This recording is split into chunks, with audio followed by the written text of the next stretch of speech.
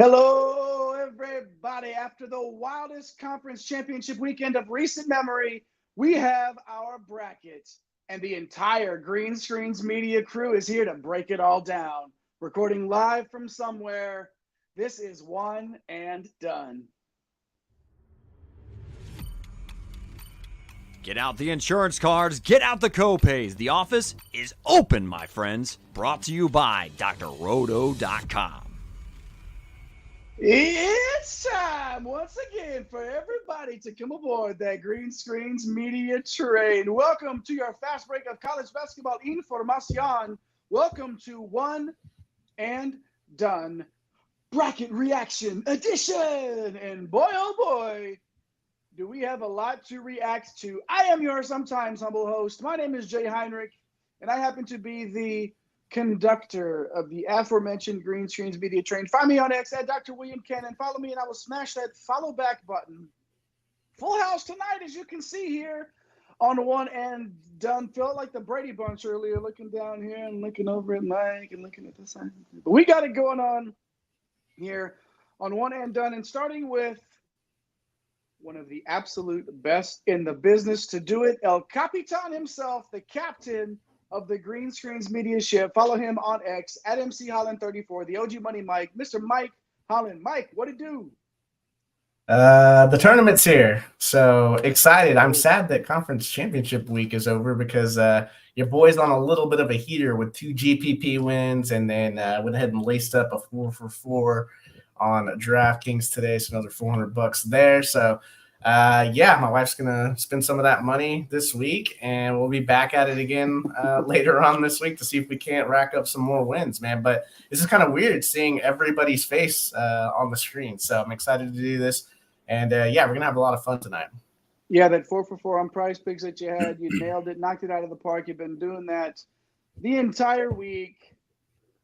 And this guy's been trailing him a little bit too on those. It's our guy at The Real Napier on X, putting in the work behind the scenes as well as on all the socials. It's Nape C Hustle, Chris Napier. Nape, what's up, man? I know you're as excited as anyone that today is finally here. Yeah, man, I'm super, super pumped. I mean, what an amazing weekend of basketball we just had, right? These conference championships have been amazing. You know, I remember joining GSM in the offseason, this previous offseason, and just waiting for this moment. You know, March Madness is officially here, baby. Let's go. It's here. It's here. It's here. We've made it. We've made it. And we've made it to the end of our intros, which means the guy that he might be last in the intros, but you bet your bottom dollar he's first in your hearts. The Baron of Bread of Green Screens Media. That's Eric the Blue. Mr. Eric Rima. What's happening, man? Man, my head is still spinning from this Selection Sunday bracket release. I'm pumped to be here in the 4-box, breaking it down with my Broskis in basketball and with the fantastic community that we've put together.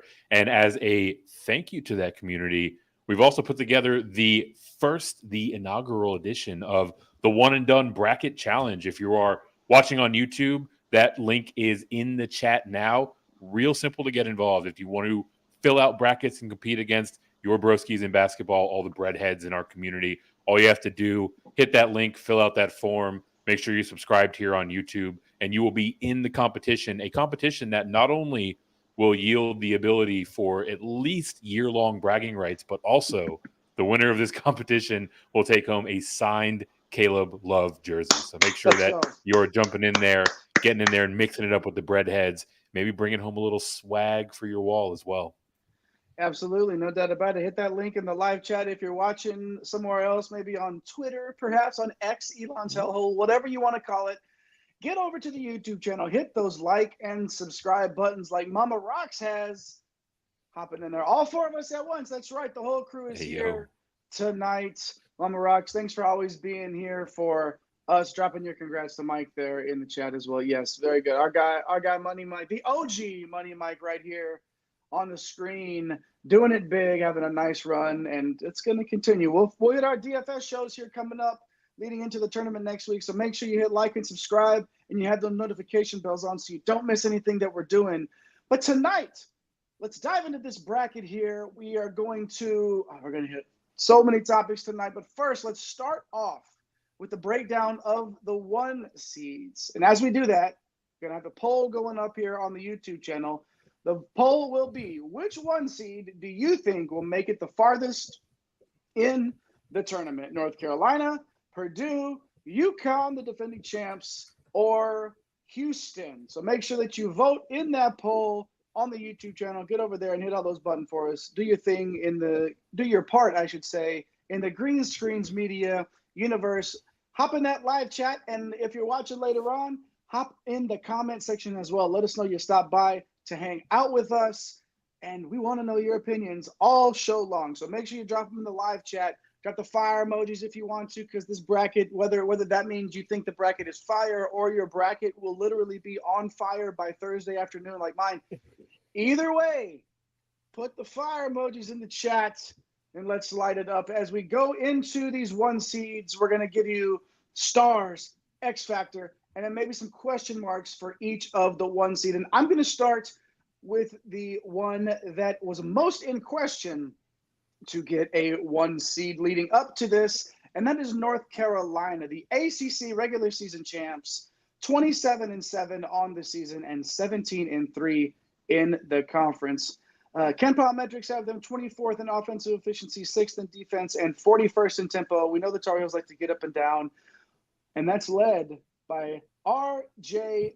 Davis, 21.5 points, 4 boards, and 3.5 dimes, and shoots well above the Heinrich line at 41% from 3 for the year. And then the walking double-double, that is Armando Bacot with Harrison Ingram as well. Almost a double-double there. Obviously, Bacot and Davis have been there before. They've done the thing. And Ingram is such a good fit coming in from Stanford. And a lot of the times, Bacot just overshadows him. So, these are the 3 that are going to carry the Tar Heels as far as they're going to go. Cormac Ryan, a player that we like to talk about in the DFS circles for sure, averages just over 11 points and shoots right under the Heinrich line, which is 35% from 3. He shoots 34% from 3. And he's brought that 3-point percentage up significantly over the last couple of weeks. So you like the way that he's shooting from deep right now. And if he can keep that up and keep playing that D on the wing like he is wont to do, that's going to be a key for how far North Carolina can go as well. Question marks for the Tar Heels. I mean, for a team as talented as North Carolina, damn, they tend to play down to competition. Like, it's frustrating to watch at times. I'm sure we have a lot of Tar Heel fans out here in the Green Screens Media universe, and Mama Rock's dropping in the chat that they feel like Tar Heels have the toughest road. Yeah, I mean, there's also some depth concerns here as well, because they're going to play their main guys a ton of minutes. So if anybody even twists an ankle and has to miss 10 minutes of a stretch of the game here, I mean, it starts to get a little bit dicier for them. So obviously North Carolina, and for me it was between North Carolina and Arizona really in that last number 1 seed, despite Arizona's and this is going to be frustrating to talk about later too, but that's okay. North Carolina with that number 1 seed here. Eric, the number 1 overall seed is Purdue. Jay almost went to the 2 seeds there. Almost did. The number 1 overall seed is Purdue. Eric, give us the rundown. These Purdue Boilermakers, the 2024 version, went 29-4 overall, 17-3 in the Big Ten. That earned them the regular season championship for the Big Ten. They came up just a little short in terms of the Big Ten tournament.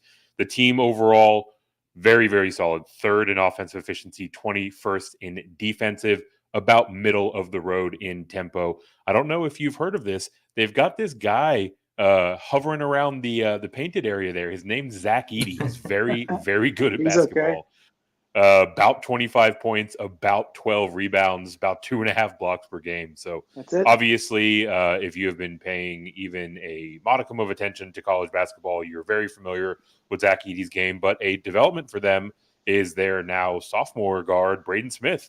He's really taken a huge step forward this year, 12.5 points, 6 boards, 7 assists, and swiping almost 2 balls a game. Oh, by the way, shooting 45% from range, right? So obviously, like, everything starts with Edey. He's been, really putting this team on his back for a couple of seasons now.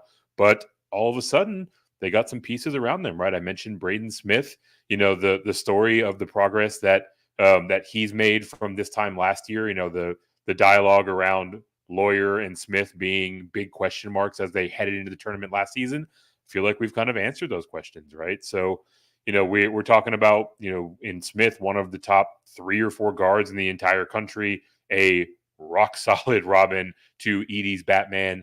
And then they also got busy in the portal. They went out and added Lance Jones. That is who I will identify as their X factor. About 12 points, a steal and a half, shooting right at the Heinrich line of 35% from behind the arc. I mean, we've talked about him a lot of times in the DFS context, how he is a much better basketball player than he is DFS target, right? And he's so versatile. He does so much for this team, right? Like 2 true way player, 3 and D type of guy. Like, they just haven't had this type of skill set at the wing in a couple of years. And, he's been able to really answer the bell when, one of these main guys is kind of having an off night. So really like what they did with Lance Jones, like how he's playing for the Boilermakers. The open question, you don't have to look too far back to find Purdue dropping a first round game to a 16 seed or 15 seed or a 14 seed, right? So really it's just like, can they get out of their own way? I very much so like how their side of the bracket sets up for a deeper run this year. I think that they are. We say that every year, but we do say that until you see them do it, you can't feel really great about saying it will happen. So that's the biggest question mark for me with the Boilermakers in the Midwest. We'll ask that question later on about Purdue, and I think we're gonna have some interesting answers on that one. The live chat is on fire. Mama Rock's up back in the hand logging in. Yeah, that's unfortunate. Yeah. That was a very unfortunate injury today. So hopefully he's hanging in there. I know he tweeted out thank you and well wishes, and thanks for the well wishes, all that stuff. And 4 Musketeers, all good in the world. That's coming from. Thanks for hopping in the live chat.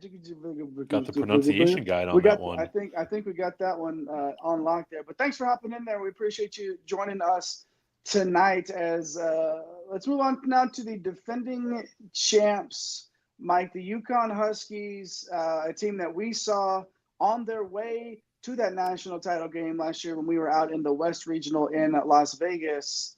And right back to a 1 seed are those Huskies. This is the team that everyone's picking to win, right? When the brackets came out, it's like everybody on the CBS broadcast picked UConn. So yeah. I think I saw a tweet that had the numbers of people that have already. I don't know how you've already filled out your bracket.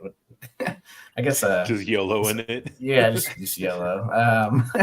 And one of I think 27% of the world has already picked them to win. So. But first in offensive efficiency, that's pretty good. 11th in defense, it's pretty good. Slow. I mean, that can be good or bad, but if you're first in offensive efficiency, then I don't think it really matters how many possessions you have. But 18-2 in the Big East, they're the Big East regular season champs and the conference tourney champs. They're stars. I mean, do you want to list the entire starting 5? I mean, you could, but we'll go with Tristan Newton, averaged 15 points, 7 boards, 6 assists. Thought he should have been the player of the year in that conference. Donovan Kling in the forward, 12.5 points, 7 rebounds, 2 blocks. We know the big man can do absolute damage, whether it's real life or the DFS world. And then Cam Spencer, 14.5 points, 4.5 rebounds, 3.5 assists, and shooting 44% from 3. This was a very good replacement for Jordan Hawkins, I will say. And then the X factor on this team. Stephon Castle, right, or Alex Caravan, but I'm looking at the bench. Samson Johnson, 5.5 points, 3 boards. Let's say Klingen gets in foul trouble, or there's a pace-up game like we saw the other day with St. John's where Samson Johnson really came and made a big impact. His ability to run the floor, catch lobs, and do things like that. So I think Samson Johnson's going to be pretty critical, especially if they match up with a very skilled opposing big, maybe someone that can step out and shoot threes. So we'll see how that factors in. And then question marks, there's not a lot. Really the only storyline for me, the pressure of maybe going back to back. I don't know that they feel that right now. Maybe that'll happen as we get into the second weekend, but it feels like they're so loose, and they're just such a solid basketball team. I am a Spurs homer, but it reminds me of the way they play. If you just watch them offensively, like the ball's just moving all over, and all 5 starters can score literally 20 points a night if they wanted to. So we got Sam the Sniper jumping in here. UConn's run will end. What's up, Sam? When Auburn takes them down in the Sweet 16. Man, if Sam the Sniper says it, I mean, it's going to happen. I mean, like, he hasn't been wrong yet. Like, I mean, what else can I go off? He's got the almanac. Sam, let me know. Let me know what the plays are, man. Thanks for hopping in there. Good to see you as always. And, if we're talking about Auburn or anybody that's playing Auburn that might possibly play Auburn, put up the old cat signal, and Samuel the Sniper will be there. Good to see you in the live chat. Yeah, the pressure going back to back there. I mean, it's always tough, but it's gonna be tough to go against them. Houston Cougars, Nate. Let me get you in here, Nate C. Hustle. What about Houston? What's the deal with the Cougars? We know that we would always tell people all year long, if you're going up against them in DFS, just cross off the whole roster. That's how good this defense is. But drop us a little deep dive into the old Cougars here. Yeah, the Cougars, man. I mean, they're 30-4 on the year, 15-3, and they're the Big 12 regular season champs. The newcomers coming in as the regular season champs. They're 17th in offense, second in defense. Yeah, Mike. And they run very slow because they have an amazing defense. Yeah, 348th in tempo. It's like me out there on the field for them, or on the court with them. You know what I mean? But they got star power there, right? So they have Jamal Shed, 13 points per game, almost 4 rebounds per game, 6 assists, and over 2 steals a game. So I mean, that's pretty good right there. You have LJ Cryer, 15.5 points a game, and almost at that 40% 3-point shot. And Juwan Roberts sitting at 9.5 points per game, and then almost 7 rebounds. I mean, these stats for the big three, they don't really jump off the page, right? Except for maybe Shed with the steals and such. But it's because they don't play high possession games, right? Their tempo's really slow, and they maximize what they can when they have it there. What they do bring is the toughness and playmaking, and they have, number 1 defense in the country, right? I mean, they're top defense. So that's what they had going from there. I mean, the X factor that I have for them is going to be Javier Francis. He's a forward, big man, 6 points a game, almost 5.5 rebounds per game. I mean, the Cougars' front court is just thin after they lost Tugler in the injury. And Francis is going to have to play bigger minutes and make a big impact on both ends here in this tournament. Question marks. I mean, obviously it's going to be health of Juwan Roberts, right? With the leg injury, big question mark there. And of course, do they have enough offense is always the question, right? I mean, they have the defense, but can they match that offense, especially with the heightened quality of play that's going to be happening here? With Brock Purdy at quarterback, I feel like they can. So, oh wait, it's the wrong sport. Wrong sport. But that's all right. No, I mean, obviously, when you're 348th in tempo, you might as well be 1 millionth in tempo because you don't have that many offensive possessions. When they have the ball, right? They make the most out of it. But man, it's just they just want to slow it down, play good defense. And there's a reason why they won as many games as they did. Yeah, no doubt about it. Live chat still rolling here. It's old and trying to figure this out. Thanks for what you do. Happy St. Patty's Day. Happy St. Patty's Day to you too. I'm not going to try to pronounce that username again, but I will pronounce Tar Heels for life, who is hopping in there and saying UNC and UConn will play for the NCAA title, and UNC wins 78-76. Too much R. Chop. Davis. Yeah, hey, very possible. Very possible. What else do we got here? Oh, Sam Sniper back in about Auburn. I do think though Auburn matches up really well with UConn this year, 1-5. We can compete, and we got shooters everywhere. You do have shooters everywhere. No doubt about that. Shooters do shoot. And so do you. If you want to win a signed Caleb Love jersey, you should find the link to our bracket challenge. You got to click on that link. It's up there on the screen right now. Click on that link. put the information on there. You got to be on YouTube to find it. If you're watching us on Twitter, get over to YouTube, type in Green Screens Media. We'll pop up.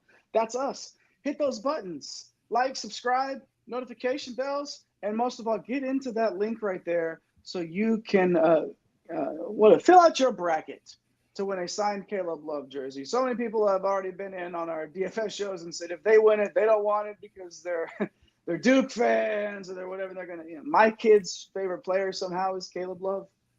I don't know how that happened. I don't know. Caleb Love, yeah, Tar Heels fan for life. And we chat about, we understand. We understand. I agree with this sentiment. He's been good he's been great at Arizona. That's because Nape sold Arizona State over there, the old Sun Devils. Yeah, forks up, partner. But let's get into the old top 4 seeds in each region. Now that we've broken down the 1 seed of each region, let's dive a little bit deeper into each region. And for me, I'm going to start off with the East here. To me, when every single team comes into the tournament and they're all on, winning streaks because they won their tournament, they won their conference tournament. This to me is like, this to me right here is the region of death. When you have teams in this time of the year and they're all playing, they haven't lost, they're on fire right now. UConn, Iowa State, who honestly, if Arizona wasn't, 4B, I think you can make a case that Iowa State could have been there on that one line as well. I don't necessarily agree with them being right in the number 8 as they're shown here on the graphic. That was wrong. I think this was a team that definitely should have been in that one line conversation. UConn is UConn. Illinois and Auburn with what they bring. I mean, it's tough. I mean, if you won your conference tournament, you're in the East. Like, it's such a stacked side of the bracket. Right. Like, enjoy your road to the Final Four. Seriously. Enjoy that. Have fun. Battered and bruised. Have a lot of fun. Nape, what about the South? Yeah, looking at the South, I mean, a lot of this region just really depends on the health of Marquette superstar Tyler Kolek, right? I mean, the most electrifying man in college basketball and in entertainment, Tyler Kolek. Let's make sure we get it right. But we are getting updates on him right now saying that he is getting healthy. He is available for the game on Friday. So, I mean, if he's maybe even at like 85%, then they'll be okay. But, I mean, it all depends on how he feels that day, I feel like. I mean, I don't love the draw for Houston. It's going to be a tough road for them, I feel like. I mean, Kentucky and Duke both have 2 of the most talented rosters in the country here. So they're great. I mean, maybe it's recency bias. I don't know, but I don't that beat down from Iowa State still sticking in your mind. That definitely stands out. Yeah, I mean, I just don't think they make it through. So, I mean, yeah, that's the South, man. I mean, it's looking kind of rough for Houston, I think. A lot of star power in that conference and a lot of good teams. Eric, what about the West?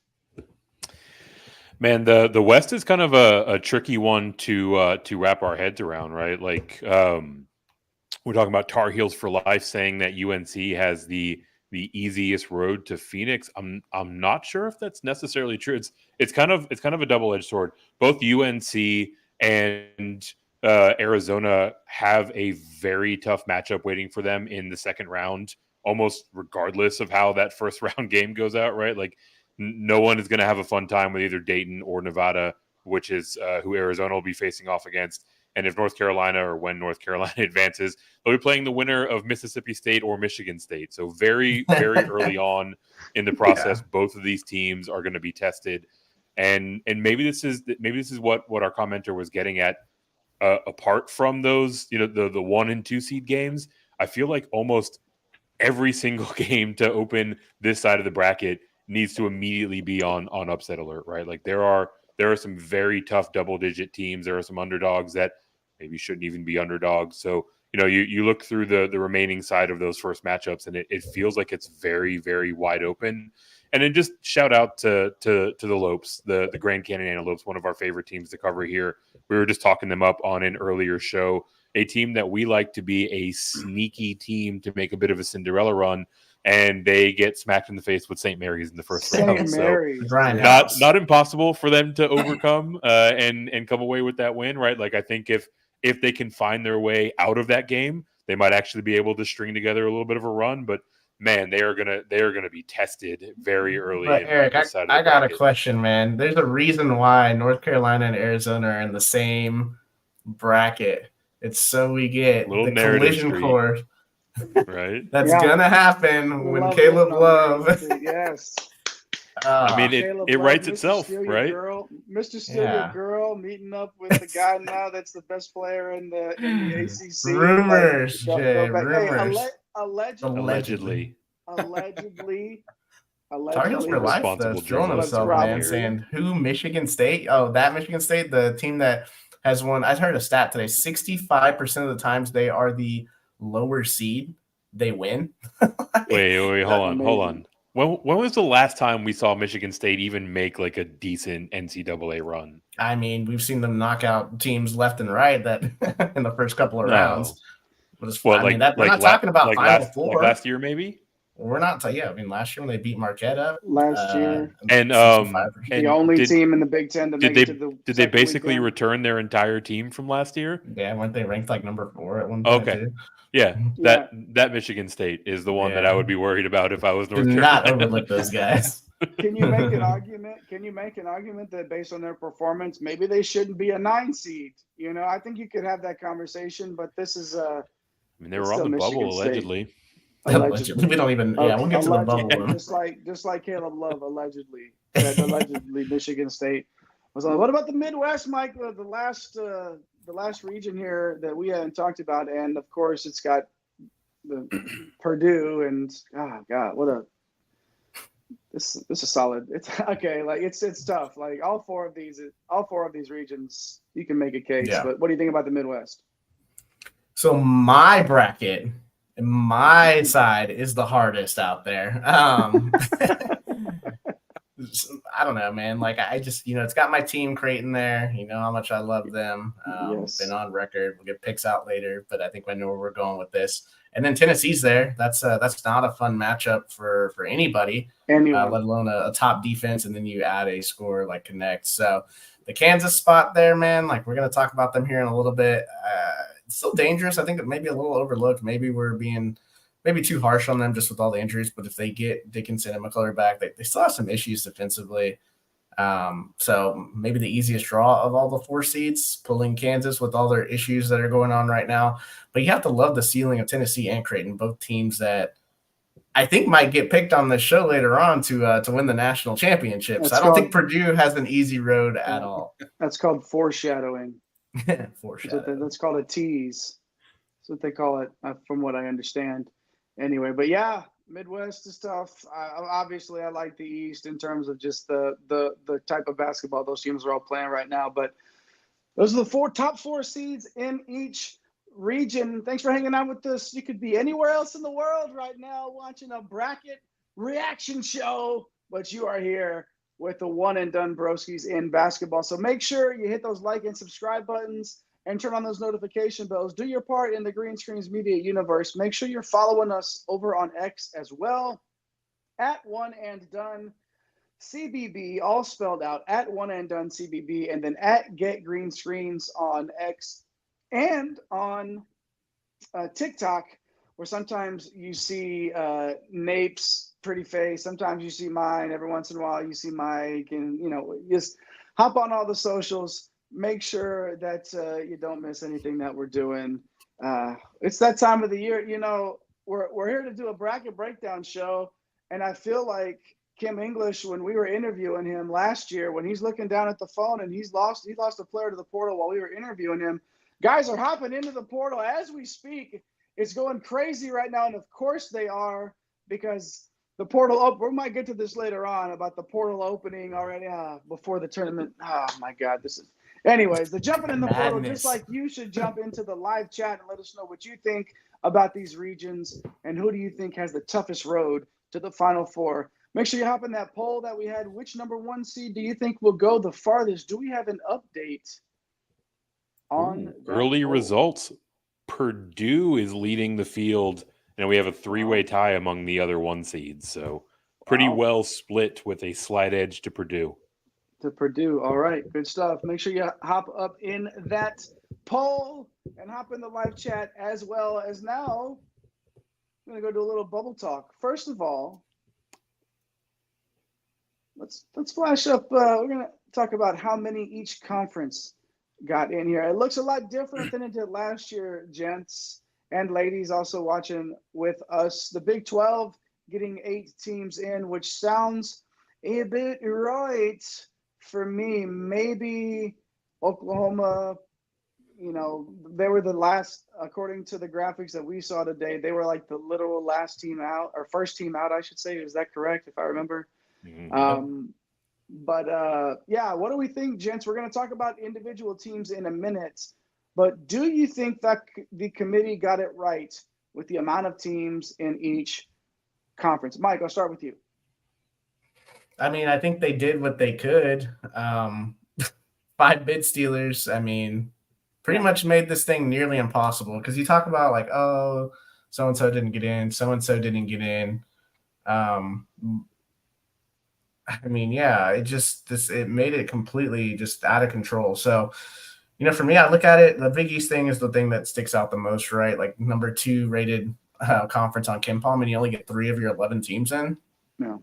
It doesn't seem right. But if you're going to put a 4th team in, a Seton Hall, or you're going to put a 4th team in like St. John's, or even and then add a 5th team, like you got to take away from somewhere. I'm not taking away from the Big 12. I think the Big 10, we finally got that number right. We're not getting 10 from the Big 10 this year, Jay. I know you're happy about that. Mountain West deserved 6. I didn't know if the committee was actually going to. We're going to talk about this in a little bit, though. But when they gave them their 6 bids, they were like, we're not seating you anywhere near where you probably should be seated. You're going to have to go out and earn it. So a bunch of double-digit seeds and just randomness out of the Mountain West. ACC pretty much got right. I mean, at 5. The Virginia thing people are going crazy about right now. That's probably the one where you could take away. Probably take away 1 from there. The SEC being the 4th rated conference on KenPom, getting 8 in. I know I'm a Longhorn, and it's could have been any team, but I think you're getting less than 30% of the Big East teams in, and more than basically 60% of the SEC teams in, 4th in the KenPom metrics. It doesn't feel right. And then Nate, man, you got your 4 teams in over there, but I don't know, man. I felt like and we talked about this when we talked about it during our recap show earlier today, where we thought that the ACC by the NC State winning was going to kick Virginia out. Virginia got in. We thought that, or there was a potential for Oregon winning was going to kick Colorado out. Neither one of those things happened, and who suffered the most was the Big East. So what's your take on your Pac-12, man? Right. I'm glad my Pac-12 got 4 in. Right, it's the last year, Pac-12, so might as well get some in there. But at the cost of the Big East, they should have gotten 4 or more, right? I mean, like you said, I think like we're going to talk about snubs later, right? But I think as far as the entire thing, as far as the bracket as a whole, I think the Big East is the biggest snub that's happened here, right? I mean, only 3, and they're the 2nd best conference in the league. I mean, just some great teams that left out because of those bid stealers. But that's why we love March Madness, is because of this stuff, right? Yeah. People are talking right now, and it makes it tougher. It just makes it tougher to, find room for a St. John's or a Seton Hall, even. And we'll talk about that stuff later. But when you have as many bid stealers. It happened at the last minute. Like, it's set. There are no. Eric, you said this in the pre-show. Like, it's like when the music stops, there aren't enough chairs for everybody to sit down. Yep. So, I mean, Eric, what's your take on all this? Yeah, a lot of what we already touched on here, right? Like, and specifically to that concept, right? Like, you look at the right side of this graphic. Like, the Pac-12 wasn't supposed to have 4. The A-10 wasn't supposed to have 2. You can make an argument that the AAC were right on the cusp there, right? So, like, with all these bid stealers coming in, it really narrows the flexibility in terms of who makes their way into the field. And I think the point to underscore that Mike mentioned is we have loved and followed Mountain West basketball for a few seasons now. It is fantastic to see them get their just due and see 6 teams make their way into the tournament. I think that was the correct number. But like Mike mentioned, like these teams got to go out there and play for their freedom, right? Like 2 of these teams are in the play-in games. A lot of them came in seeded several spots lower than I think we had them projected. So San Diego every State's single 5? one of these teams, 5. yeah, they're like 5th in the league. Like, what are we doing? Yeah. It's madness, right? Like as the name might allude to. So like for years and years now, the drumbeat has been like there needs to be better representation from the Mountain West. They've earned their ways in, right? But ultimately, we're talking about a conference that's kind of getting their opportunity, and they're going to have to prove that it was a worthy endeavor. So I think it's the right number. The Big East is going to continue to be a storyline. I think there probably 2 more teams should have got in, but those teams should have come from other conferences. I think the Mountain West was the correct number. Utah State is a 9 seed. They won the league. What are we doing? They're playing in, right? That's Colorado State. Yeah, Colorado State. But even Colorado State, like, it's crazy. Yeah, Utah State's award for winning the league is if they win their first game, they get to face Purdue. Yeah. Purdue. Congratulations. I think it is an initiation thing, honestly, though, because this league never gets more than four teams, right? So it's like, oh, you want your 6? We're going to give you 6, but we're going to you're going to have to show us that you can make some things happen. But to be fair, though, Purdue hasn't exactly shown that they can make it to that second game. So if you think about it from that perspective, maybe it's for the best. Yeah. You could look at, a little silver doing them a solid. there. I see. Utah State's going to be facing off against Grambling, right? Yeah. See, now we're talking. We're cooking. Big 12 got the right amount of teams. Big 10 got the right amount of teams. And for me, when that tells us, when the best conference in the country has the right amount of teams, and then a team like that's, for me, the measuring stick in terms of like, all right, did this committee get it right or not? The Big Ten is often a conference that I look for, and I like that a lot. So yeah, maybe we're going to talk about some snubs here, but I think on the whole, outside of the Big East, they did a good job. But again, it's when there's no chairs to sit in, where do you sit? Which takes us to the bubbles that were burst. Make sure you hop in the live chat like Grady G did. Grady G hop into the live chat asking, how do you guys feel about Wisconsin's chances in that? Yeah, he's got the almanac of what we're talking about. You got our show sheet. We're going to talk about that here in just a minute. So just hang tight, Grady. Yeah, thanks for dropping that in there. Make sure you hang around with us as we're going to get to that one here in a minute. But let's take us to the bubbles that were burst. Here's a look at the committee's last 4 in and first 4 out. There's the graphic. I knew I saw that somewhere. And it was in the show, of course. Oklahoma, first 4 out right there. Net rank of 46. Seton Hall, someone that a lot of people are considering the biggest snub right there. Indiana State, and then Pittsburgh, the first 4 out. Others that are not in as well, St. John's, Providence, Villanova, another victim of the Big East cuts there. Let's go through everybody. Give their biggest snub here, Eric. How about you go first? Lead us off here with the biggest snub. I'll take the easy one, which is the Big East as a conference. You said one. The whole conference. He didn't say one team or one conference. All right, I'm trying to follow the rules here. If I have to pick one team, I'll go Seton Hall. But like you said, Jay, Providence has a gripe with this. St. John's is a bone to pick to a lesser extent. So does Villanova. Part of the confusion for me is, we look at how the Big East teams that got in were ranked, right? They have a 1 seed, a 2 seed, and a 3 seed. So you're saying that this conference has 3 of the top 15 or so teams in the entire country, and all these teams that are on the bubble have wins against those teams, and yet they're watching Virginia get in with their mid-50s net rank and horrible style of play. Like, I think the Big East style of play is not a requisite about getting in. They have championship pedigree. Okay. championship potential Gross. in like 1993, right? But yeah, just the whole Big East thing is a head scratcher. I don't understand like how there's this juxtaposition between the teams that got in and how favorable the committee ranked them and those teams that were on the outside. If I have to pick one team, I think it is Seton. Finally. That Okay, Seton Hall. Okay, nice for you to pick one Hall. team. I'm going to actually agree with you since you decided to actually answer Jay's question that he always yells at us about. Yes. Damn the net. I don't care about the net. The net is so flawed. Like, you came English a little bit ago just going on saying that they're going to schedule a bunch of cupcakes at non-con next year and just beat them by 30 or 40. Mm-hmm. He's saying you can't even bench your starters, which is good for DFS purposes, but you can't take your starters out when the game's out of hand and you're up by 30 because Rick you need Pitino to beat them was by trying 50. to do that a few games ago. Exactly. Rick Just Pitino was round doing up. that. He didn't. Exactly, man. So, like, the reservation precedent itself, man, like, they hold a win against UConn. They have a win against Marquette.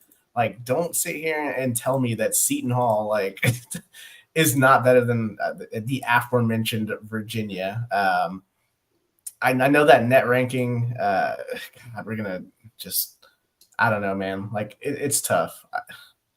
It just frustrates me, man. Like, how can you have wins over two teams that are considered by a large percentage of the nation to be able to win the national championship, and you've got wins over both of those teams, and you did enough. You were fourth in the regular season in the Big East. I think that's my biggest thing. Like, the regular season, as Jay always likes to say, it has to mean something at some point, right? Like, so pretty crazy, man. But Chris, man, let's get off this Big East, man. You have someone that you want to bring up here. So you might not like it because you're a UT guy, but I'm going with Oklahoma. The UT got it fans right, out there are thinking this is exactly where they should have been. But no, I'm going with Oklahoma, man. I mean, they were 4-12 in quad one games, right? Which is tough. They're in the toughest conference in the country, right? Mm-hmm.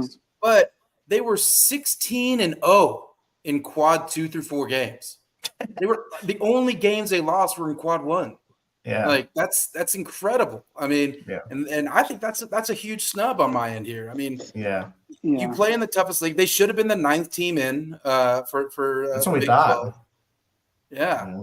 So I thought it was going to happen. I wouldn't have been upset at Oklahoma being in. I feel like I get it though. Like when you understand where it is in terms of the amount of bids that were stolen, and again going back to just not being a place for that 9th team. Were they the best conference in the country, the Big 12? Yes.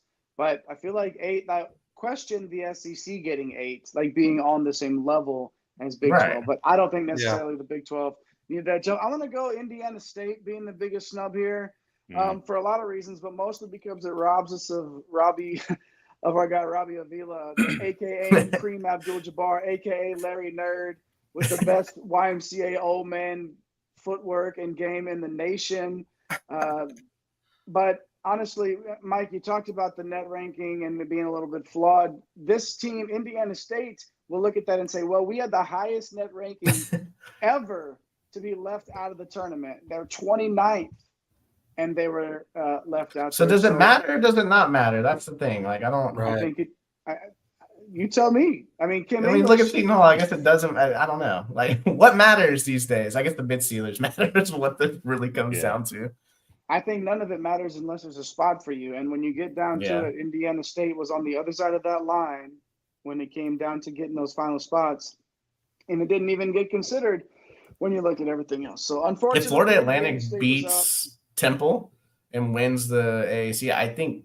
And then one of the two, like ACC or Pac-12, doesn't happen to get them an extra seat, which we thought was going to push one of theirs out. I think Oklahoma, Seton Hall, and Indiana State they clearly all get in. Like, it's just like it's a bad 48 hours for bubble teams. Right. No doubt about it. No doubt about it. Thanks for hanging out with us tonight. You could be anywhere else in the world, like I said before, but you are here on One and Done, hanging out with us. If you're watching live here on a Sunday evening, make sure you hop in the live chat. You let us know what you feel about who the biggest snub was in this bracket. We want to know. We want to flash it up on the screen and talk to you about it. We appreciate everybody that does that, doing their part in the Green Screens Media universe, hitting those like and subscribe buttons. Make sure you turn on those notification bells as well. We're going to have the DFS shows coming up this week. This is Mike's third time to go live today. This is Nape's second time to be live on screen. Yeah, what were y'all doing all day? I was taking a nap. Hanging out with your families. I was taking a nap. I was hanging out in Marble Falls, doing some hill country stuff, playing putt-putt, So while you were out there on them spaces and in them YouTube streets, I was getting holes in one. But that's all right. We're all here tonight. We are up to 8:33. We're at 8:30 before the show. We're already, a few of you have hit those buttons, and we appreciate that. Thanks for showing us that love. Hop in the live chat. Let us know. First time, long time. Thanks for the vine. Whatever. Fire emojis in the chat if your bracket's going to be on fire or if you think the bracket was fire. Now let's get to everybody's favorite thing to talk about when we talk about brackets and March Madness. The upsets. Who's on upset alert? Woo, woo, woo, woo. Upset alert. Going to go around and talk about some first round matchups that we think pretty sad that I think Go Dogs may have been the only SEC. Everyone got in Mama Rock except Georgia. Everybody except Georgia. That's and Vandy. Dogs and Vandy. Well, yeah, oops. Don't want to necessarily be mentioned in that same sentence, but that's all right, Mama Rocks. Thanks for hanging out with us anyway. But yeah, let's talk about the upsets, the first round matchups that we think are most likely to bust brackets. Eric, what do you think, man? Yeah, it's the game I want to talk about before we get in there. It features the 10th seeded Drake Bulldogs, and when the brackets were being announced live, I thought Drake getting a 10 seed was a good sign for Indiana State, right? I thought that was a vote of confidence, but obviously there weren't enough seats to get there. So back to the task at hand. The 10-seeded Drake Bulldogs is facing off against Washington State, who's sitting in the 7th seed. Missouri Valley, they get that 10 seed. That was very much so promise for Robbie Avila and the Indiana State side, but obviously it didn't come to pass. Now Washington State is sitting here as a 1-point favorite against Drake, according to Ken Palm. And I think this Drake upset, quote unquote, is going to be a pretty popular pick, right? So, I don't know if it's going to necessarily bust brackets because people probably aren't going to have Washington State going very far. And I think Drake will actually be a slight favorite when we get the information on how people fill out their brackets. And rightfully so, right? We're talking about Tucker DeVries going out here and having a phenomenal season. I think he can put this team on his back. So I'll go with the Bulldogs. Mike, where are you going for your upset pick? Yeah, I'll slide over here. I'll talk about James Madison, the 12 seed against the 5 seed Wisconsin.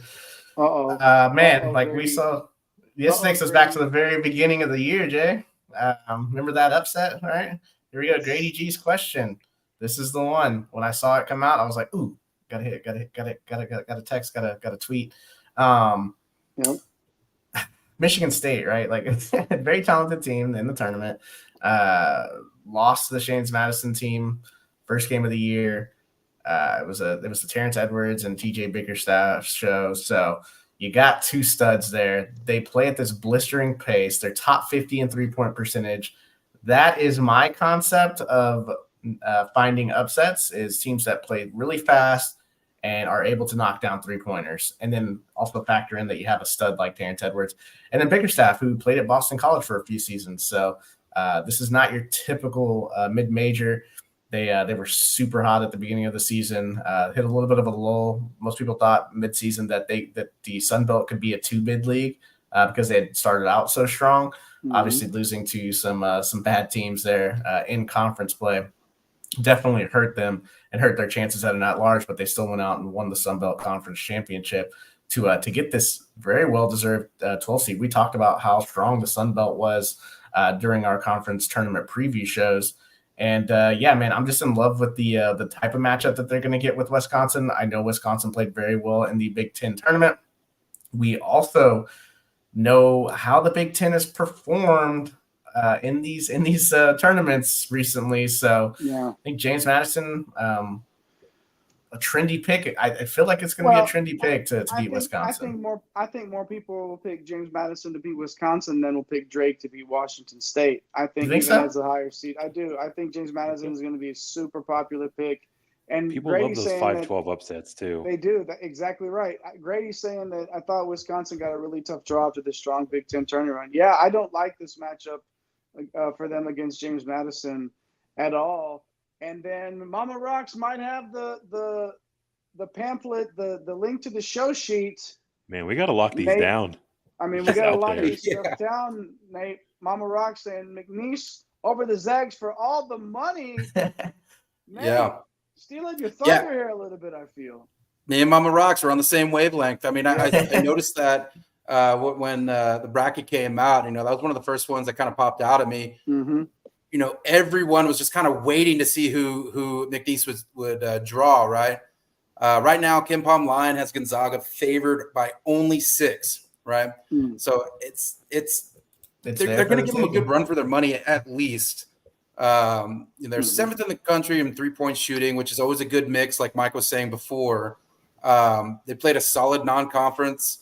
I mean, like Mama Rock said right there, right? It's going to be a trendy upset pick. Laughing too. Yeah. No, there you go. I think McNeese is going to give them a good run for their money, and Zags are going to be put on upset alert, man. We'll see what happens there. Another popular one, because like Eric, like you were saying, that people love picking that 12 over 5. They love that 12 over 5. And then I can't believe we're doing this again. But my upset pick is Samford over Kansas. And of course, what is going on here tonight? What is happening here? Yes. Listen, before we get to it, this is impressive. And I think this shows how in tune Mama Rocks is with the rest of the Green Screens Media universe, always in the shows, always in the live chats. And we really appreciate that. But this is getting sort of eerie now with this. But listen, Kansas. Okay, let's start here. Tennessee and Arizona have been a 4-seed or better for 3 straight years. Okay. Purdue and Baylor now 4 straight years. You know who has the longest streak? Kansas. You know how many years it's been? 23. Okay? Nobody else is close. But there's no math here. But obviously the injury concerns for the Jayhawks and a Samford team that is ranked 81st in KenPom's rankings, 39% from 3, ranked 8th in the country, 14th in the country in tempo, 7th in effective field goal percentage, because they not only all shoot well from 3, but Achor down low, the big man in the middle, just get the ball, bam, everyone's shooting threes, bam, bam, bam. This is a bad matchup for Kansas at a bad time to catch a team that gets up and down and shoots the ball like Samford does. Kansas on upset alerts for me. Samford, the 13. And then Dickinson having to guard a Chur. Like, this is not a good spot for Kansas. No, thank you. No, thank you. Would rather not. I mean, if he gets into foul trouble, it's done. Yeah. He can't take him out. He'll play with 2 fouls in the first half. Yeah. They can't take him out. No. He'll have to. Are they going to put Dickinson in high pick and roll and just throw and pass the shooters? Like, it's going to be. They're going to make him move, and they're going to make him work the whole game. He's going to have to. He's going to work so hard in that one. If they can just get him to reach across a couple times, one time, be a little lazy, pick up an extra foul there, but they're going to play him. Obviously, hell, they might not want to. They don't want KJ Adams to slide to the 5 and then be a more difficult defensive matchup. But then they can't score on offense. Then they won't score 50 points on offense. Where they want them. And Samford's going to hit their threes. So either way. It's definitely upset alert there for me in that one. Thanks for hanging out with us. We're going to hit our rapid fire segment right now. Make sure that you hit the YouTube poll. Which 1 seed do you think will go the longest in the tournament? If you're watching on Twitter, be sure to get over to YouTube, hit all the buttons, like, subscribe, notification bells, get in the poll, get in that bracket challenge contest that One and Done is doing, the inaugural One and Done bracket challenge. If you go up the live chat a little bit, you will find the link to that. Click on that and fill out the information. You will get into our bracket challenge for a chance to win an autographed Caleb Love jersey. That's right. My son's favorite player. Get an autographed jersey put it in a frame, put it up in your office, whatever you want to do with it. Make sure you do all those things. As we get to rapid fire, first of all, do we think the field of 68 should be expanded? Mike, you first. Oh man, like rapid fire. No, it's just rapid fire. No, I absolutely don't think that should be. I loved what happened today. It was just so fun, man. Like the last 2 weeks, it's just been edge of your seat type stuff. So no, I'll go with a rapid no. It should only be 68 teams right now. I think it's perfect the way it is. All right. Nate, what do you think? I'm going to say no. It dilutes the game, right? I mean, more basketball is always a plus. Don't get me wrong. But, I mean, if we're talking a bubble, or if we're talking about bubble watch and we're talking about like the 7th or 8th best team in the league or in their conference, then that's not really right. You know what I mean? Mama Rocks wants Georgia in. It's true. Mama Rocks has a different opinion than us right now, but yeah, I'm with Mike. I'm going with a no on that. Eric? I guess I can't say no, so I will say please God no. The madness, the chaos of today, watching all these bid stealers trying to figure out what the hell the committee is going to do and what sort of back-asswards logic they applied to it. Like this is the appeal and the captivating part of the game. Yes, for teams like Indiana State, like Seton Hall, right? Like that are on the wrong side of the bubble. It's not a fun night, but overall the product of college basketball is significantly better with the field being capped at 68. I'm going to have to agree with you. They shouldn't expand it, but one thing that they should fix is the transfer portal opening before the end of the tournament, because now these teams that are out of this tournament, they're not even going to go to the NIT. Teams like Pitt, Ole Miss, St. John's, they said don't pick us, and they didn't, because they're going to just focus on hopping in that transfer portal. I said earlier, all these guys are hopping in the portal like as we speak, and Mike's working on his big board like he always does, and we're going to get that out to you here. We'll really have a big focus on that after the tournament on the big transfer board. But yeah, I mean, these teams aren't even going to play in the NIT. We're not going to get to see. I would have liked to see. I was going to go on a rant earlier about sort of adjusting, going back to the old way of guaranteeing, like, if you win your regular season conference in a mid-major, you might get a guaranteed bid into the NIT. I think they should still do that. But I also want teams like, I would have loved to see St. John's in postseason basketball. Mm-hmm. I would have loved to see Pitt. So getting them into the NIT, and if having the transfer portal open tomorrow prevents them from playing postseason basketball, that needs to be fixed. So don't expand the tournament, move the transfer portal back to afterwards there. And Mama Rex saying, even with 128, your dog will still be home. Yeah, that's probably true. And so we could expand it. Do we want 224 then? We could expand it a little bit farther, and it might not make a difference either. 128 and 1. You know, the only thing that I would say, the only way that you could expand it is if you treated it like, you know, like the lower levels, the lower divisions of European football or soccer, where you have like the build up to it, and you sort of like the FA Cup is what I'm thinking of. The FA Cup where like these Sunday leagues play, but they don't play the big teams right away. They play the other lower teams to get, and then they win the qualifications to then get into the satellite, and then they got to win that one, and then they get put into, you know, against the bigger teams. So I feel like you could do something like that if you were going to do it. And Scott jumping in on hanging out with us on Twitter saying Patino turned down the NIT. He did. He absolutely turned down. He didn't go there to go to the NIT. No, yeah, obviously not, and he's not going there either. Man, imagine his mood tonight. Ugh. I would rather not be in his presence. Maybe just go out for like a nice Italian dinner. So, yeah. So from what? Yeah. Well, everything above the table, please. All right. So hand check, please, for everybody. Let's move on before I get in trouble. All right, another question here in what was rapid fire? Like, yeah, sure. What is one player who no one is talking about right now on a national level that could have a path to being a superstar in March? Eric, starting with you. I'll try to go fast. Keisei Tominaga, the guard from Nebraska. If you haven't watched him play, you're absolutely in for a treat, right? Like he gets to square off against an Aggies defense that he can completely light up. This is really an opportunity for him to potentially like reach into Cornhusker legend status against the one seeded Houston side, right? So, if you turn on a game, he's out there playing. He's the one that is jumping off the screen. He is just a lightning rod out there. He's a ton of fun to watch. So I'll go with Tominaga as my breakout player. Mike, who do you think the people should keep their eye on? Yeah, I think you got to take your eye on put your eye on point guard from Colorado State, Isaiah Stevens. Man, I know they're in the playing game. Yeah, take it and just put it right there and watch the TV. West Coast markets obviously know how good this guy is. We know how good he is. I mean, one of the top 5 point guards in the country. We're going to get to see him against a tough Virginia defense. I think he can give them a lot of fits. I know Reese Beekman's going to guard that assignment.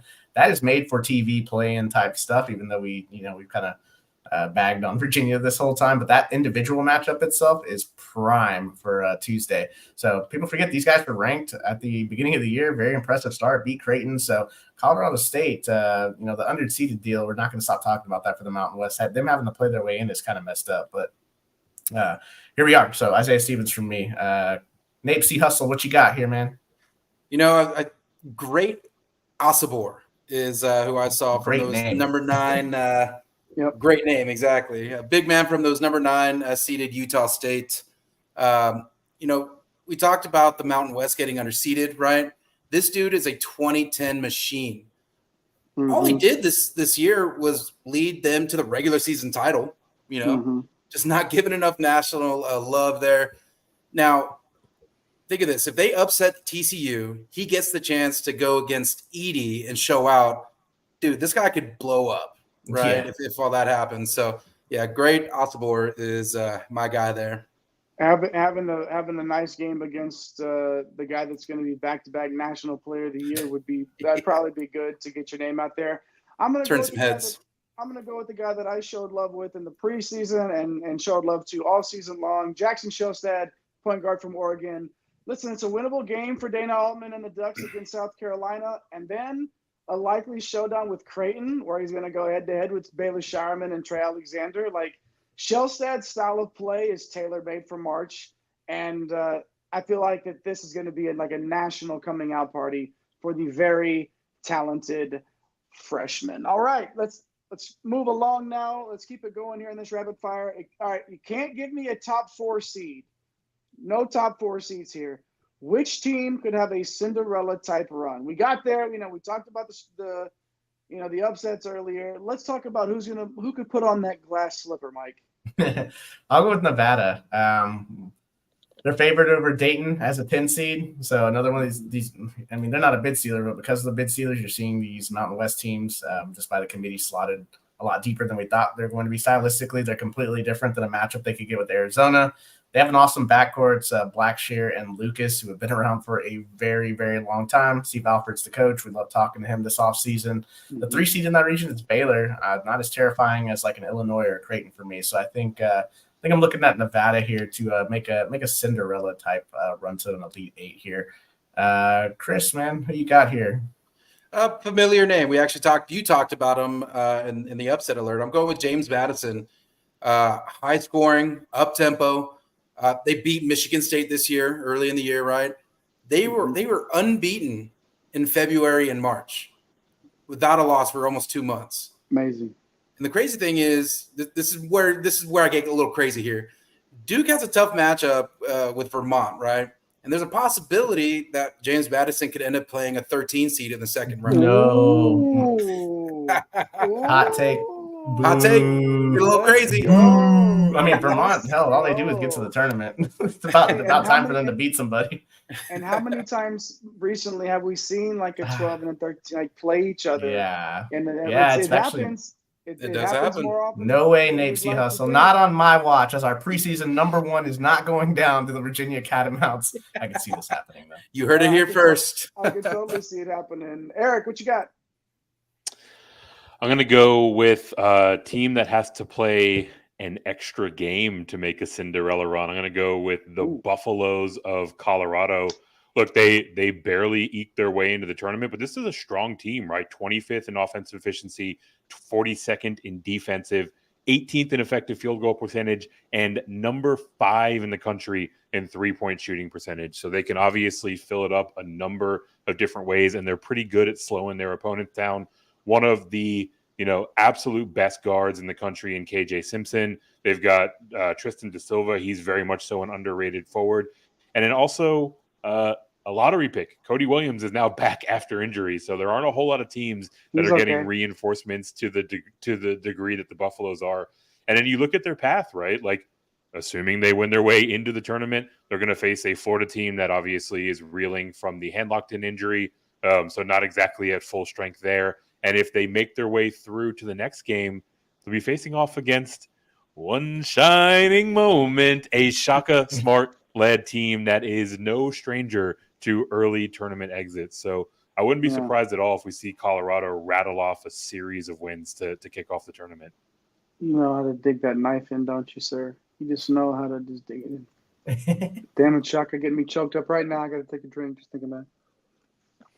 Listen. Ooh, Scott's got opinions here. Listen, Scott, New Mexico or McNeese. Okay.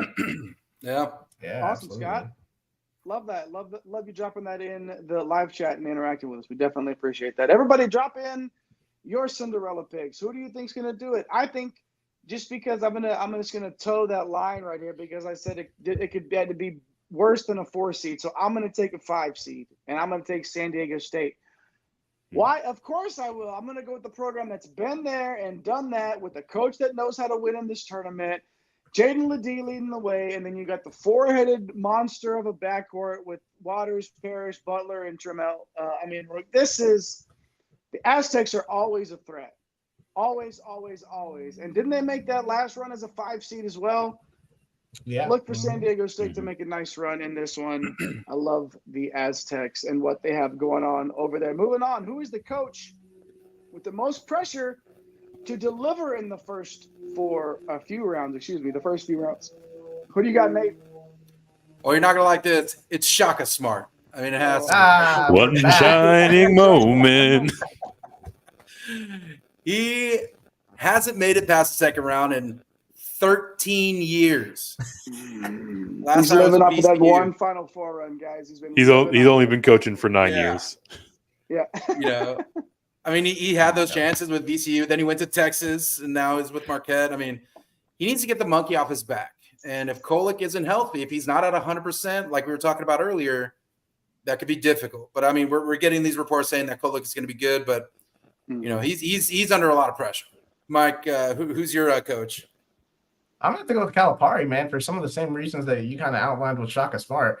Hasn't been out of the first weekend in 5 years, which at Kentucky is it's an eternity. I mean, it's forever. Those fans are not going to stand for that. You have the Sheboy teams getting bounced by St. Peter's. I mean, just the madness has been there for Kentucky. So, I mean, his team has a Final Four ceiling every year, even when they're down and out, like in November and people are kind of bagging on them, they're still like 4th or 5th in odds to win the national championship because they just are littered with 5 stars. Not any threat of like getting fired or anything like that. Kind of the same, like Shaka Smart's probably not a threat to, lose his job or anything, but there's a lot of pressure from the fan bases that these guys like have to deliver when it counts the most. So Eric, what say you here?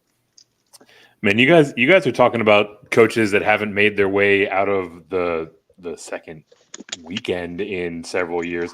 I'm going to talk about a guy who hasn't made his way past the first game in 3 consecutive years.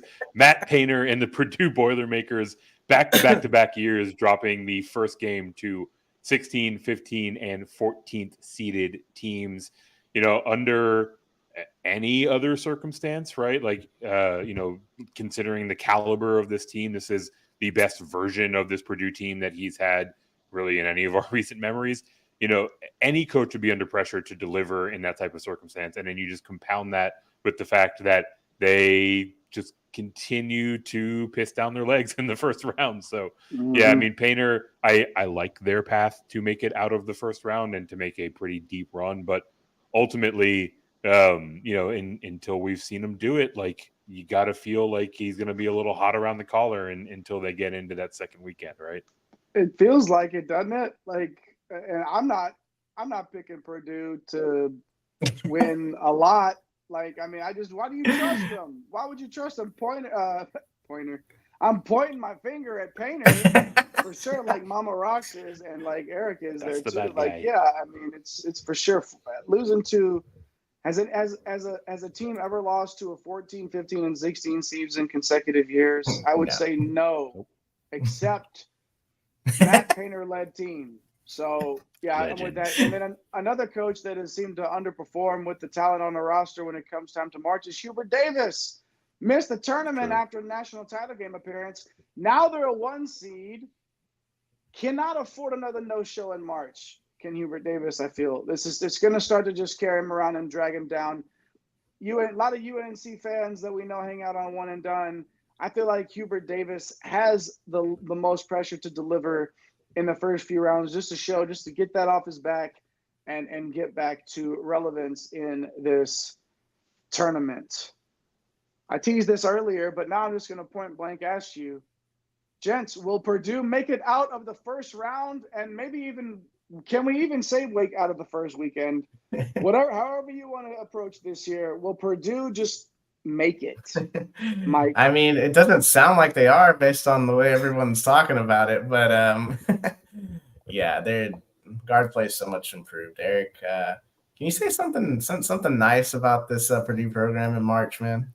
I've said plenty of nice things about this year's version of the Purdue program. I think it is important from a Big J journalism standpoint to document the recent goings on that have led to the point that we are now, right? Yes, Matt Painter is going to be hot around the collar. There's a ton of pressure, and they have to show us they can do it before we feel good about them doing it. But practically speaking, like looking at this team, right? Like their freshman guards that were a big hole for them last year are now sophomores and have taken huge leaps. We already talked about what Lance brings to this team and just that versatility that he offers. And it also, I mean, this might be the spiciest of my takes. I think they probably have the easiest path out of any 1 seed, right? Like there are good teams in their bracket, right? But as we talk about the teams that we're putting on upset alert and the teams that we're seeing coming in the chat, a lot of people are picking upsets on this side of the bracket in the Midwest, right? So like there's a world where we're looking at, Purdue facing some double-digit seeds on their way in there. Obviously on the opposing side of the bracket, they will face off against the presumed winner of Tennessee and Creighton. That matchup will be very difficult in its own right, but they don't see it until they are well past that first weekend. So all of this is to say that while I've been hurt before, I'm ready to be hurt again. I think Purdue makes it out of the first weekend. How can we just say this? How can we be so sure? Like, what makes us think, yeah, I know it's Zach Edey, but like, can we be so sure that they're going to make it out? Like, it feels like law of averages that they would have to, right? Like, I'm so unsure about this team making it out of the first weekend. I don't even want to say yes. I want to say, I'll say yes. Fine.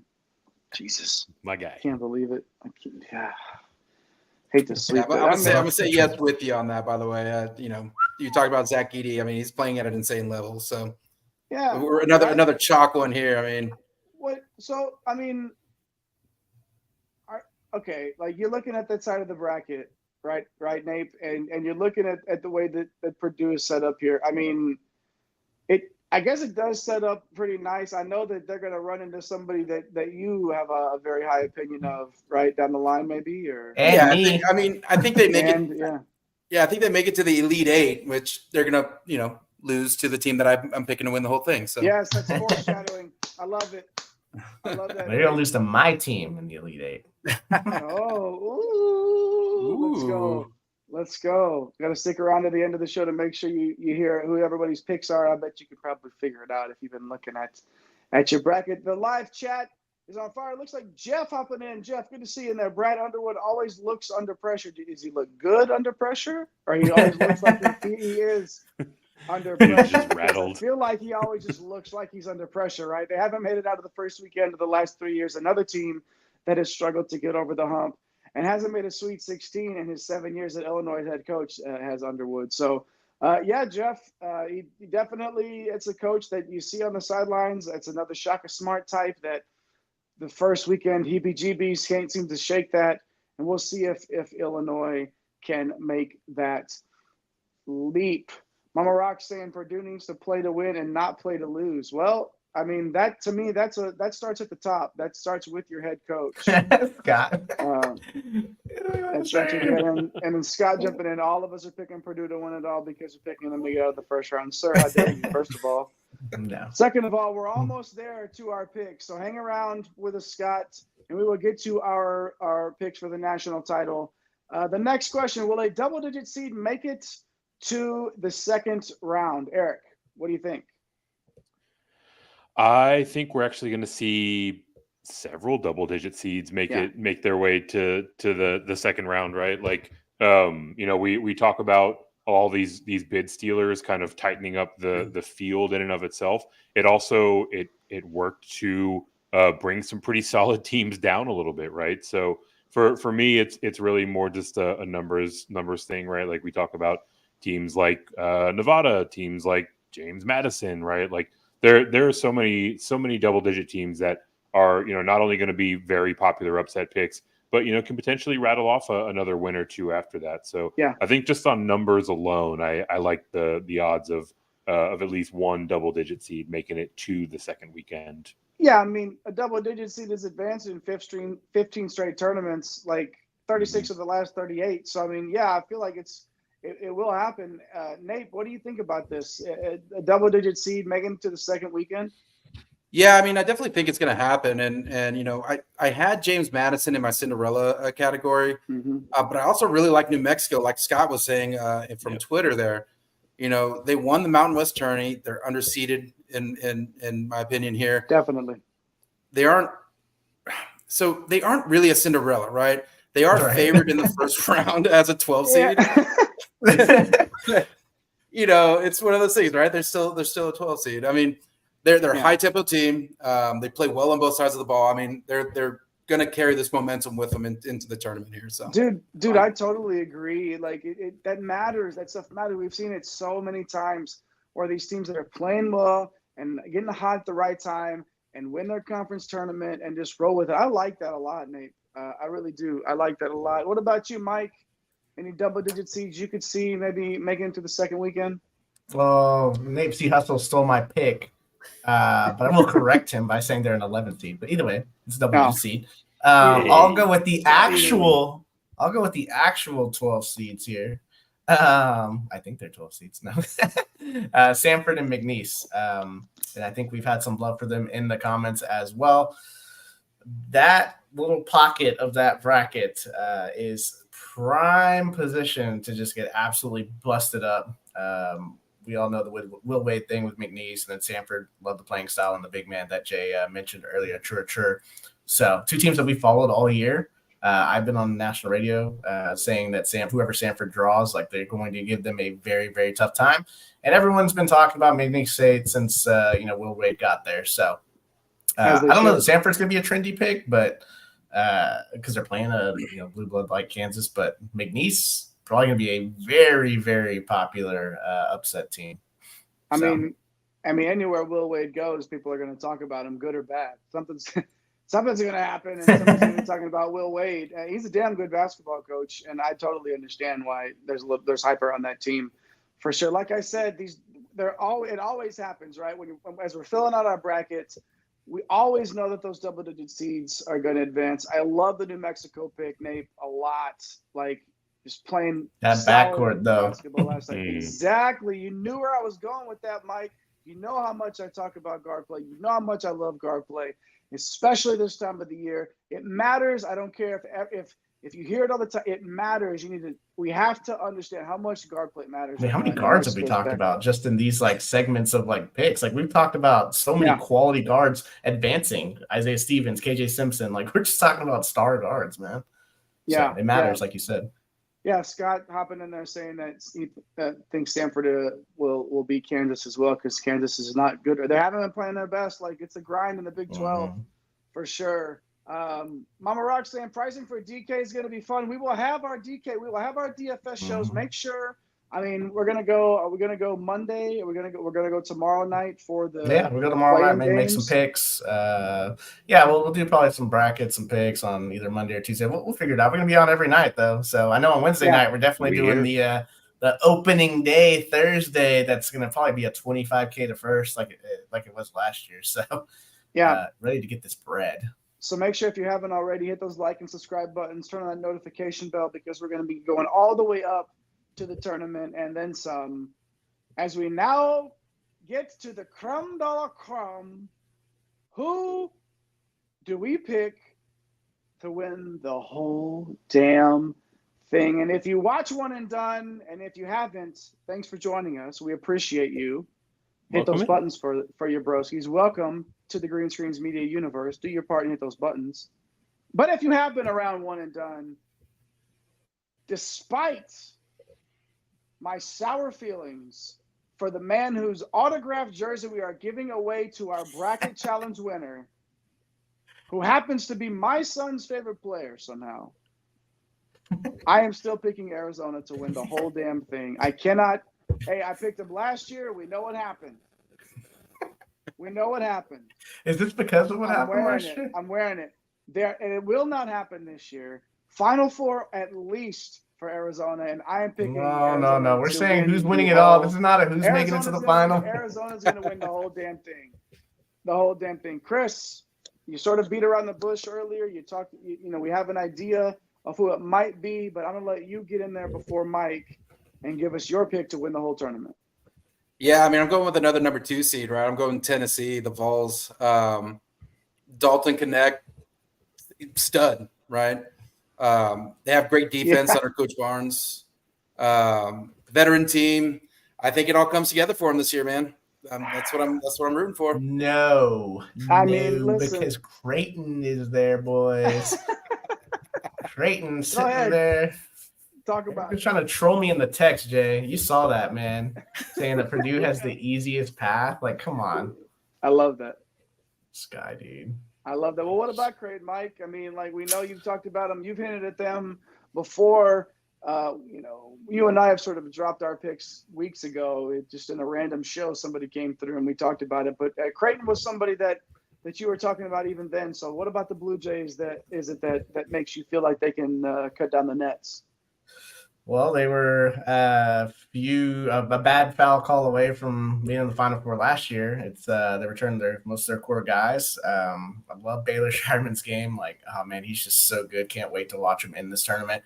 They got the guy that can. I'm not gonna say neutralize Zach Edey, but a guy that's gonna make it a lot tougher than what. I mean, you see Zach Edey just like throwing around Stephen Kroll and like some of these other guys, and it's like, okay, well now you have Kalkbrenner, who's like 7'1", 250. Like he's pretty tough to move around. He's the Big East Defensive Player of the Year. So they just have so many ways they can play. They can get up and down. They can slow you down, grind it out with the offense. Stephen Ashworth, I think he's obviously the key. We talked about X factors right earlier in the show. I think he's their X factor. If he's able to knock down threes at a very high clip, he's a great shooter. I think it's his defense, though. If he's able to play some quality defense, man, they just have so many ways they can play, so many ways they can win. I don't love that Zach Edey's on their side, right? But also we haven't seen the best from Purdue, which has already been highlighted throughout this entire show. A couple of times we might have mentioned that. Yeah, exactly. And then Tennessee sometimes has a tendency to, if Connect's not going completely off, they've won some games where he hasn't, but they've also lost a couple of games where he hasn't had great offensive showings, and that can rear its head. So Mama Rock saying they love the Tennessee call. And I'm also saying if Kalk can rebound, then maybe that might be a prize pick shot there at Ryan Kalkbrenner. He does block out, though. He does block out very well. Well, and I hit on earlier, like, I don't necessarily think Oregon will beat Creighton, but I really hope that Shellstad gets a chance to go up against those Creighton guards. That is the type of basketball that I want to see. And I totally understand where you're going with Creighton. All right, Eric. Last but certainly not least. No number 1 seed so far. What do you got? No number 1 seed so far. Who do you got? Ooh. I'm gonna stick my neck out here a little bit and go with the defending champion UCONN Huskies. I will take the 1 seed. I will take the overwhelming favorite according to Mike's math, approximately 2 billion people have already selected them, and when they filled out their bracket, and for good reason. This team that is trotting out there this year is better than last year's team. Mike profiled them at the top of the show. Obviously, Klingon took that huge step forward. You got Cam Spencer that is contributing at a similar, if not greater level than prior years. And then, they went out and got Tristan Newton from East Carolina and stayed absolutely every bit of the player that he was for East Carolina over in the Big East and for UConn. Those that have watched us for a while know that we are a Ken Palm shop. Connecticut is Ken Palm's number one team. That has a lot to do with their number one rated offense, their number 11th rated defense. They shoot the ball well.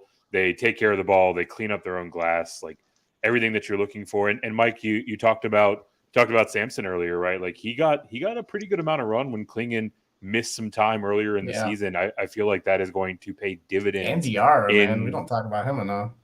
Yeah. We talk about him in DFS, how much fun that was for a few games. What I will say about UConn, apart from being chalky and voting for the evil empire here, I do think they have probably the toughest path out of any of the number one seeds, right? We talked about it off the top. Basically, if you won your conference tournament, you are in the East part of the bracket. So, or if they were in your Final Four last year. Yeah. Like it's just wild how stacked that side of the bracket is. I don't know what UConn did to earn that placement, but I do like their odds to hoist the trophy. I love this comment right here. Chad bringing the heat here, disagreeing with you. UConn losing early is the easiest call of all. There are just some schools whose entire identity is being the unheralded champion, and that's UConn when they do well, when they are a top team. No shots. Well, you're saying that you like it when UConn chases and not when they're the ones being chased. Totally get that, Chad. And you also said earlier you got 100 units, all dogs covering the parlay of the South. I love it. Chad. Let us know. Come back and let us know. I know you will. Longwood and Western Kentucky. Come back. This is why we do it. The degenerates that we have in the Green Screens Media universe, we absolutely love you because we're ones too. That's us. You are one of us. One of us. One of us. One of us. Definitely appreciate that. And yeah, I mean, UConn and FAU in the second round, possibly. Sick. Like, it's disgusting. And then they beat San Diego State. And then San Diego. Oh man. San Diego State will beat them if no, I'm just. If they make it on that side of the bracket, they have a champion. They have another championship in my personal record book. Bro. That's a duo, San Diego State. Yeah, well, all right. So. Yeah, I mean, I'm going to have San Diego State going quite a ways. Oh. Quite a spicy ways. And it's spicy. Oh, hot fire emojis in the chat if you want to. Yeah, for sure. Gentlemen and ladies, we did it. That is our bracket reaction show here on One and Done. Anything to close us out, gentlemen? Who wants to yam it up one last time for the viewers? No, just content-wise, yeah. I mean, we got DFS stuff coming up. We'll make some picks, like an entire bracket. Might flash that up real quick. Probably not do what we did last year, which was go way too long and break down each matchup because that's kind of what we talked about as matchups that we really like. So maybe we'll do a voting poll over the next day or so, and then we'll see what bracket comes out between the four of us, like we did our annual One and Done award show that me and Nate C. Hustle dressed up. I don't know where you guys were, my suit was at the cleaners. Okay. Absolutely. So, man, I'm excited, man. You're gonna see all of us a lot. Nate C. Hustle's probably gonna drop a bunch of picks, and just man, we got a bunch of content coming. No doubt about it. It's always good to have all four. Not very often do all four of us get to hop in the box and chop it up at once. But it was awesome to get to do it. Of course, these are my guys. The captain of Green Screens Media, El Capitan himself. That is Mike Holland at MC Holland 34 on X. The guy Eric the Blue at Fantasy Nav in those Twitter streets is where you can find him at Fantasy Nav with a V Nav. And then, of course, Napesy Hustle himself at The Real Napier on Twitter. That's our guy, Chris. Find him all over the socials.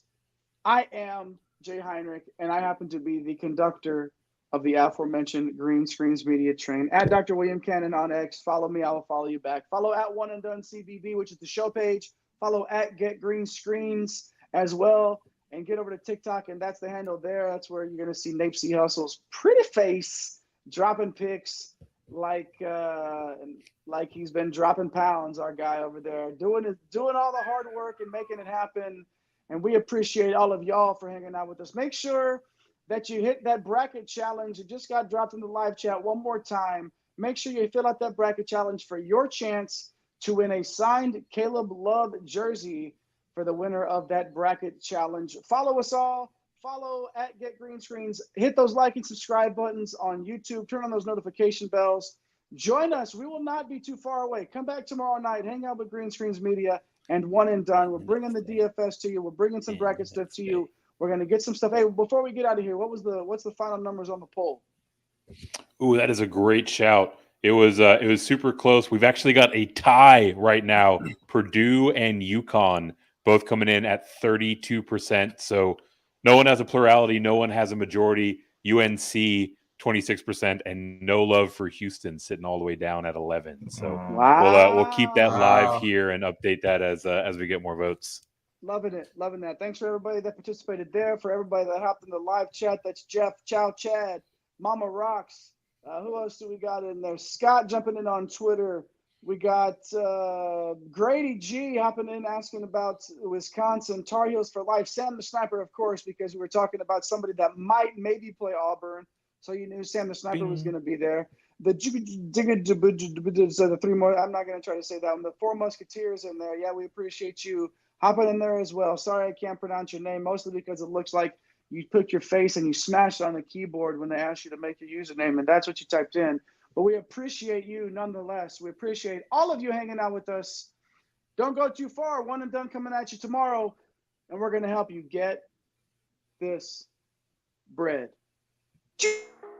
Thanks for stopping by the office. Get your fantasy prescription by subscribing to the channel and checking out drrodo.com. And until the next visit, be well and take care.